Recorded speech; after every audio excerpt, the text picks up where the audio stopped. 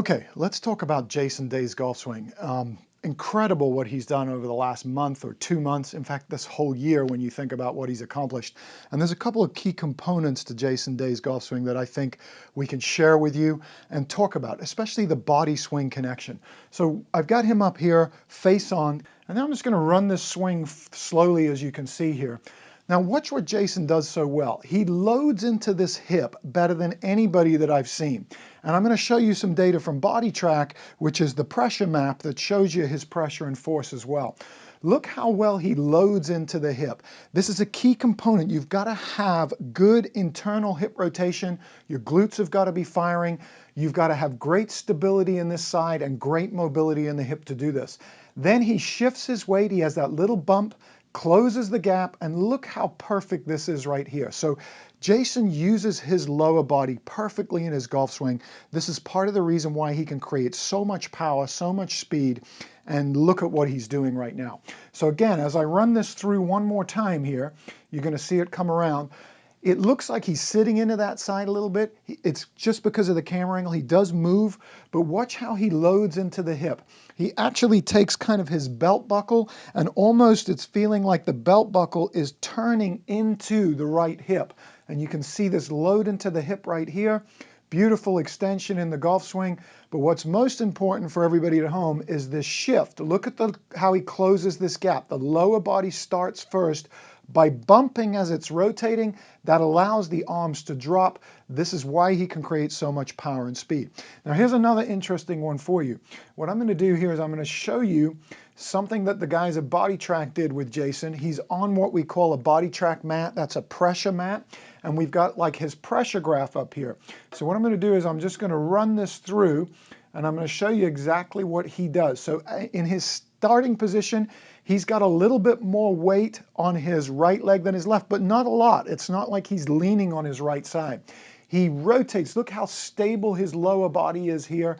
The club is moving away. Look how stable this right leg is as he starts to rotate his hip into his right leg. This requires great glute control, glute strength, also great hip mobility. You've got to have great stability in the knee and the ankle.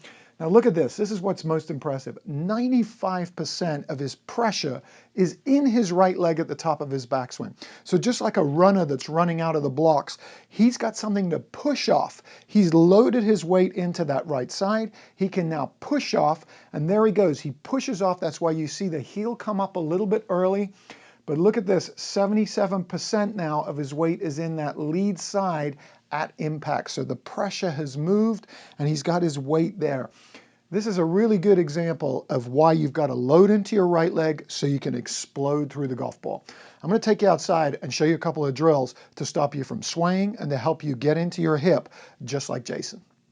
Okay, so let me show you what Jason does so well. He loads into this hip. To do that, you've got to have great internal hip rotation and you've got to activate your glute.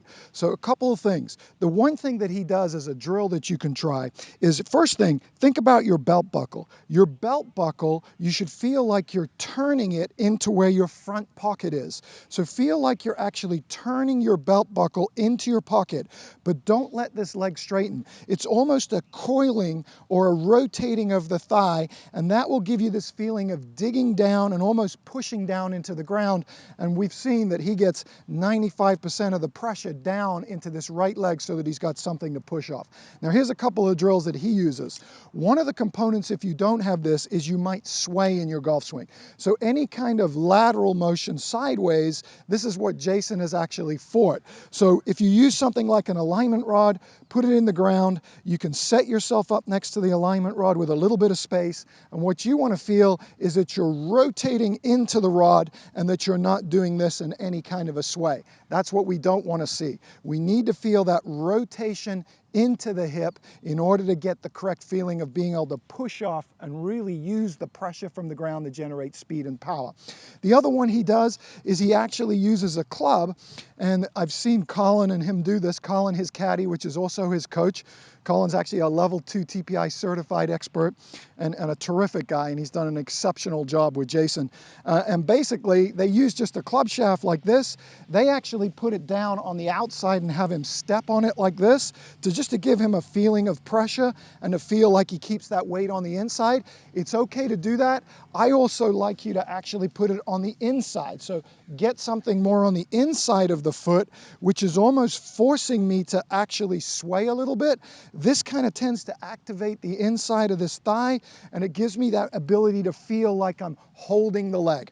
The key components again is you got to have great stability and mobility in order to do this properly. And he does this tremendously well. We want to really feel like we activate the glute and load into this thigh. If you can do that, you can generate a lot of speed and a lot of power like Jason Day.